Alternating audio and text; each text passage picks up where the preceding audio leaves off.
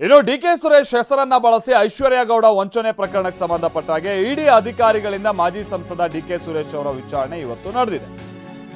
ಕಳೆದ 2 ಗಂಟೆಯಿಂದ ಡಿಕೆ ಸುರೇಶ್ ಅವರ ವಿಚಾರಣೆ ನಡೀತಾ ಇದೆ. ಬೆಂಗಳೂರಿನ ಶಾಂತಿನಗರದಲ್ಲಿರುವ ಜಾರಿ ನಿರ್ದೇಶನಾಲಯದ ಕಚೇರಿಯಲ್ಲಿ ಡಿಕೆ ಸುರೇಶ್ ನೀಡಿರುವ ದಾಖಲೆಯನ್ನ ಪರಿಶೀಲನೆ ನಡೆಸ್ತಾ ಇದ್ದಾರೆ ಇಡಿ ಅಧಿಕಾರಿಗಳು.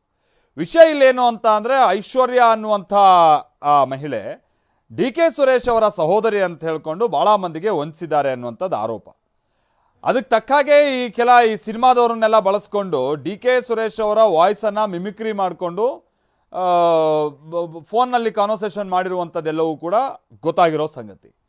ಈಗ ಇಷ್ಟೆಲ್ಲ ಆಗ್ತಾ ಇದ್ರು ಕೂಡ ಡಿಕೆ ಸುರೇಶ್ ಅವರಿಗೆ ವಿಚಾರಣೆ ಗೊತ್ತಿರಲಿಲ್ವಾ ಅನ್ನೋದು ಪ್ರಶ್ನೆ. ಅವರು ಕೂಡ ಇದಕ್ಕೆ ಸಂಬಂಧಪಟ್ಟಂಗೆ ನನ್ನ ಹೆಸರು ದುರ್ಬಳಕೆ ಆಗಿದೆ ಅನ್ನುವಂಥ ಕಂಪ್ಲೇಂಟನ್ನು ಕೂಡ ಈಗ ಆಲ್ರೆಡಿ ಕೊಟ್ಟಿದ್ದಾರೆ. ಈಗ ಇಡಿ ಪ್ರಕರಣಕ್ಕೆ ಫೀಲ್ಡ್ಗಿಳಿದಿದ್ದು ಇವತ್ತು ಡಿಕೆ ಸುರೇಶ್ ಅವರ ಬಳಿ ವಿಚಾರಣೆ ನಡೆಸಿ ಕೆಲ ದಾಖಲಾತಿಗಳನ್ನು ಪಡೆದುಕೊಂಡಿದ್ದಾರೆ.